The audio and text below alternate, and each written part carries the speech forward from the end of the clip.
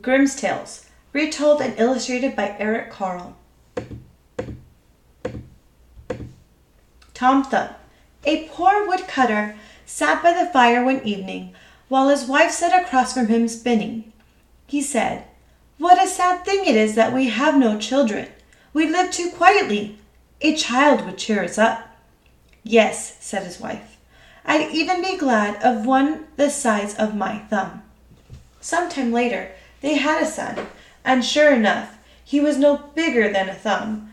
They named him Tom Thumb, and they loved him dearly and gave him the best of care. Time passed. Tom never grew any larger, but he was strong and healthy. He became a quick, bright child who did well at whatever he tried. One morning, when his father was getting ready to go into the forest to cut some wood, he said, "I wish I had someone to bring the horse and the cart later on." "Leave the horse to me," said Tom. "I can bring him." "Very well," replied his father. That afternoon Tom climbed up and sat between the horse's ears. "Giddy up," he called to the horse in a big, brave voice, and away they went together. Two strangers were passing through the woods and saw the horse galloping. They heard Tom calling to it to turn right or left, but there was no one to be seen.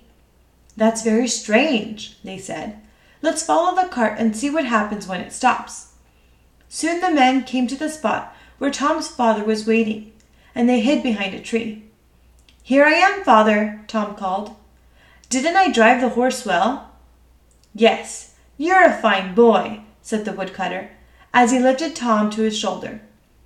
"We could make a fortune with that odd little fellow," said one of the men. "If we showed him in the towns for money, people would pay to see him. Let's buy him."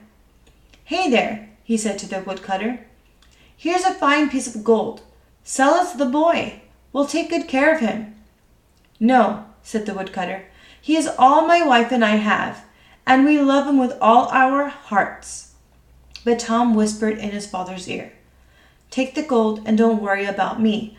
I'll be home before you know it." "Well, all right then," said the woodcutter, and he took the gold. One of the men put Tom on the rim of his hat, and they all said their goodbyes. Tom's father went one way with the horse and the wood and the piece of gold. The two men went the other way with Tom riding on the hat. After a while, Tom called, "Let me down." "No," said the men. "You'll just run away." "But it's important business," said Tom. So the men put Tom down in the grass. Quick as a wink, he ran into the mouse hole. "Goodbye, gentlemen," he called. The men looked everywhere, but they could not see Tom.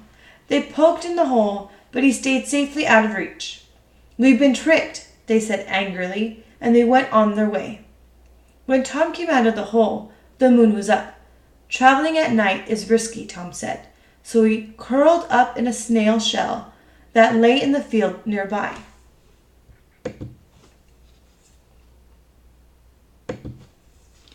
Just as he was falling asleep, he heard two men passing by. "That rich man has gold and silver and jewels, but how can we get in to steal them?" asked one man. "I can help you," shouted Tom. "Whose voice is that? Where are you?" asked the thieves. "Here, in the grass." When the thieves saw Tom, they laughed. "How could a little fellow like you help us?" they said. "I could slip into the house and hand out to you whatever you want," said Tom. "All right, it's worth a try," said the thieves. "Come along." But when Tom got inside the house, he called out in a loud voice, "What do you want? Shall I hand out everything?" "Shh," said the thieves. "Not so loud." Tom pretended not to understand. "Hold out your hands," he shouted. "Here's some gold." The maid heard the noise and came up with the lamp. Quickly the thieves ran away, and Tom, pleased with himself, tiptoed out to the barn. There he went to sleep in a pile of soft hay, thinking he'd be home in time for dinner the next day. In the morning the maid came to feed the cow. She picked up the pile of hay where Tom was sleeping. When he woke up, he was in the cow's mouth. The cow swallowed, and Tom slid into her stomach. He screamed, but the maid had already left to do the baking. Later, the maid came back to milk the cow. Imagine her surprise when she heard a voice inside it crying, "Let me out! Let me out!" She ran to her master. "The cow was talking," she said. Her master came to listen. Again a voice called, "Let me out! Let me out!" The master turned pale with fright. "It's an evil spirit," he said. "We must kill the cow." So he butchered the cow and threw her stomach into a rubbish heap with Tom still inside. Tom twisted and turned, trying to work his way out of the stomach. Just as he was beginning to sniff fresh air, a starving wolf came by. The wolf pounced on the stomach and gulped it down, but still Tom did not lose courage. "Dear friend," called Tom from inside the wolf, "I know where you can find the most delicious food." "Where is that?" asked the wolf. "The woodcutter's house," said Tom. "I'll tell you how to get there." When they came to the house, Tom said, "Go to the narrow window in the back and force yourself through. That's where the pantry is." The wolf pushed his way through the narrow window and ate until he was stuffed full. But when he tried to leave, his stomach had grown so big and fat he could not get out. Now Tom began to scream as loud as he could, "Help! Help!" "Be quiet," said the wolf. "You'll wake everyone up." But Tom kept on screaming. Before long, the woodcutter and his wife heard the noise and came with an axe. Upon seeing the wolf, the woodcutter shouted, "I'll get you, you thief!" And he swung the axe back for the kill. "Father, father," yelled Tom, "I'm in the wolf's belly." "Don't worry, I won't hurt you," the woodcutter replied, and he struck the wolf dead with one blow on its head. Then he cut the wolf open and took Tom out. "Thank heaven you're back," he said. "Where on earth have you been?" "I've been seeing the world," said Tom. "Now I am happy to breathe the fresh air again. I've been inside a mouse hole, a snail shell, a cow's stomach, and a wolf's belly. And now I'll stay right here with you. And we'll never give you away again for all the gold in the world," said his parents, as they hugged and kissed their child. The Fisherman and His Wife. There was once a poor fisherman who lived with his wife in a tiny hut by the sea. Each morning he went down to the shore and cast his net for fish. One day he pulled up a fish with gold and silver scales. "Oh," said the fish, "I beg you to let me go. I am really an enchanted prince, and not at all good to eat." "Prince or no prince, any fish who can talk has earned its freedom," said the fisherman, and he let the fish go. When he told his wife what had happened, she said, "You nincompoop, that was a magic fish, the kind that makes wishes come true. You should have made a wish." "But we have everything we need," said the fisherman. His wife did not listen. "Tomorrow," she said, "catch the fish again and ask it for a big house, like those in the city, and I'd like a black dress with white frills too." The fisherman did not like to oppose his wife, so he cast his net in the same place the next day. Little waves were beating against the shore. Soon he pulled the fish. "What is it?" asked the fish with the silver and gold scales. "My wife says I should have made a wish," said the fisherman. "She wants a big house like those in the city and a black dress with white frills." "Go home," said the fish. "She has them already." The fisherman went home. Sure enough, his wife, in a black dress with white frills, stood in front of a big house. A week passed, and the fisherman's wife began to find the house too small. "Find the magic fish," she said. "I want to be a queen and live in a castle." "But surely now we have everything we need," said the fisherman. "I must be a queen," his wife kept saying. Finally, the fisherman gave in and went to the water. The water along the shore was black, and the wind was high. The fisherman said to the fish when it appeared, "My wife wants to be a queen and live in a castle." "Go home," said the fish. "She already has her wish." The fisherman went home, and indeed his wife was now a queen. She stood at the door of a splendid big castle. "Ah," said the fisherman, "now you are a queen. There's nothing more you can want." "I am not satisfied with being queen," said his wife. "Go to the fish and tell it I want to be Pope." "Oh, no," said the fisherman. "This time you are asking too much. I do not want to go." But in the end he went to find the fish. The waves were as high as mountains, and the sky was black. In fright, the fisherman said, "My wife now wants to be Pope." "Go home," said the fish. "She has her wish." The fisherman went home and found a great church, decorated in gold. Tall candles burned before his wife, who was dressed in a pope's robes. "Now surely you cannot wish for anything more," he said. "I will think about it," replied his wife. That night she could not sleep, thinking of what else she might be. She got up early just as the sun was rising. "Oh," she thought, "I would like to be the one who makes the sun rise." She awoke her husband. "Go to the fish," she commanded. "Tell it I want to make the sun rise. I want to be the ruler of the universe." In terror, the fisherman went to the shore. A wild storm was raging. "Oh, fish!" shouted the fisherman above the noise of the wind. "My wife wants to be the ruler of the universe." "Go home," said the fish. And the fisherman went home. He found his wife dressed in her old clothes inside their little hut. For the rest of their lives, the fisherman and his wife lived in the little hut by the sea. Every day the fisherman went to the shore and cast his net. As the years went by, he pulled up hundreds of fish, but never again did he see the magic gold and silver-scaled fish who could talk and grant wishes. Hans and Luck. Hans had worked 7 years with a miller, and he felt it was time to go home. 7 years have passed, and that is long enough, he said to his master one morning. "I would like to see my mother. Please give me my wages, and I'll be on my way." "Hans," said the miller, "you have been a good and faithful worker. My wife and I shall miss you, but we wish you the best of luck and a safe trip home." The miller went to his strong box and took out Hans' wages.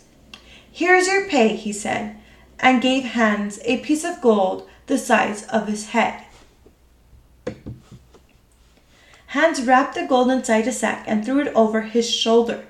He took his walking stick in his hand, crossed the bridge to the road, and started on his way home.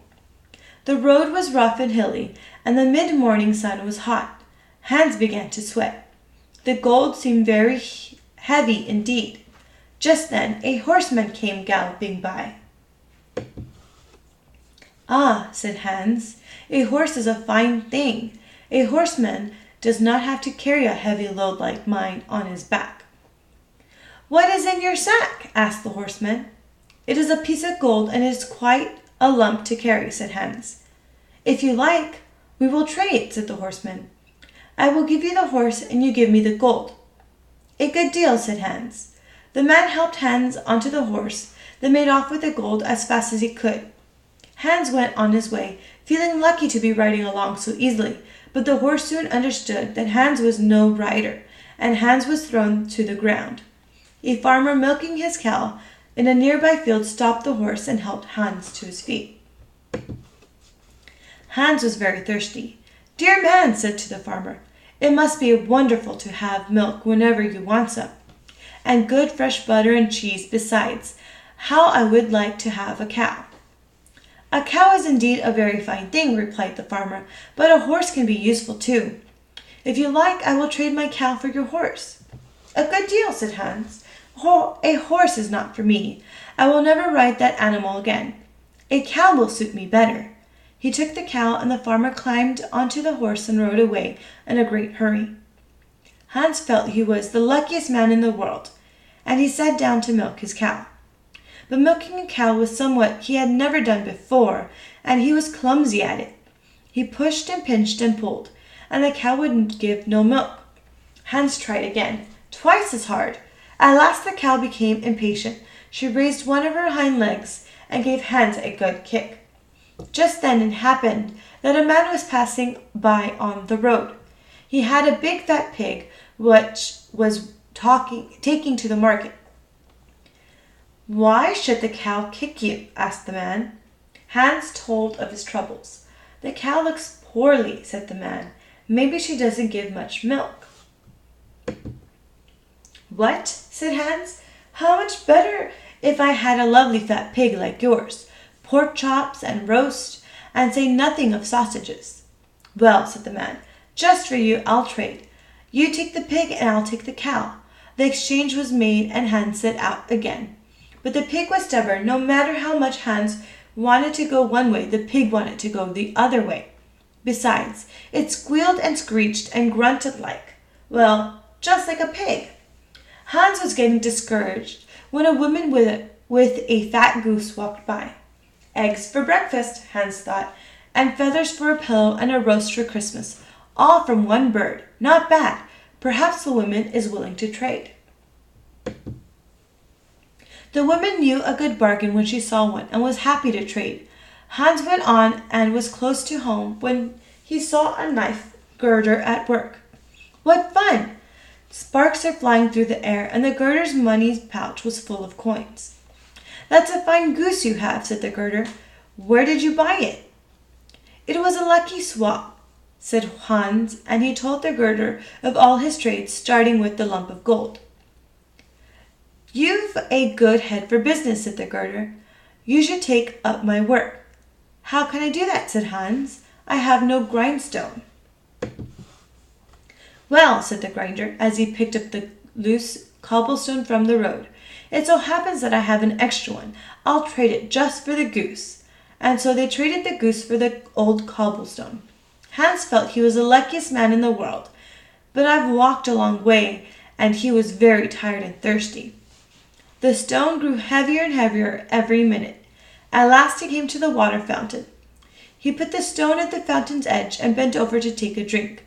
The stone rolled over and sank deep into the water with a loud plump. Hans laughed. "How lucky I am," he said. "Now I am free with nothing at all to carry any more." And he ran home, where his mother saw him coming and rushed to greet him. "Oh, Hans, how I have missed you," said his mother. "How wonderful it is to have you home again." She gave him a big warm hug and led him to the most comfortable chair in the house so that he could sit and rest. Then she bustled around, telling him all the village news while she shared his favorite supper, a dish of steaming dumplings. Now more than ever, Hans felt that he was the luckiest man in the world. The Seven Swabians. There once was 7 Swabians who went out to see the world, hoping for adventure and the chance to perform brave deeds. For protection, they took just one long spear. After days of marching, at last they had their chance. In the middle of the field, they saw a creature sitting with its big eyes wide open and its big ears prickled up. The Swabians had never seen a rabbit before, and they thought it was a monster. They lined up along their spear when fear overcame them. Instead of attacking, they cried for mercy. Only the small Swabian at the end of the spear's handle kept pushing. He could not see the rabbit. The others fled in all directions to hide, and the rabbit ran away. When the Swabians thought things safe, they crept out of hiding. "Run for your lives! Have mercy on me! Oh my! I'll never do it again! Help! I give up!" They lined up again, grasping their spear, and started marching again. Soon they came to a wide river. There was no bridge across it, and there was no boats. A man working on the other side, and the Swabians called to him, "How can we get across?" He did not understand them, so he called back, "What? What?" The Swabians thought he was saying, "Wade, wade." So the leader walked into the water, followed by the other Swabians, each in his place, marching left, right, into the river, all except the little one at the end. As usual, he was not paying attention. The 6 valiant Swabians soon sank to the bottom. When the smallest Swabian saw the leader's hat bobbing along the river, he knew that something was wrong, and returned home to tell his story. The end.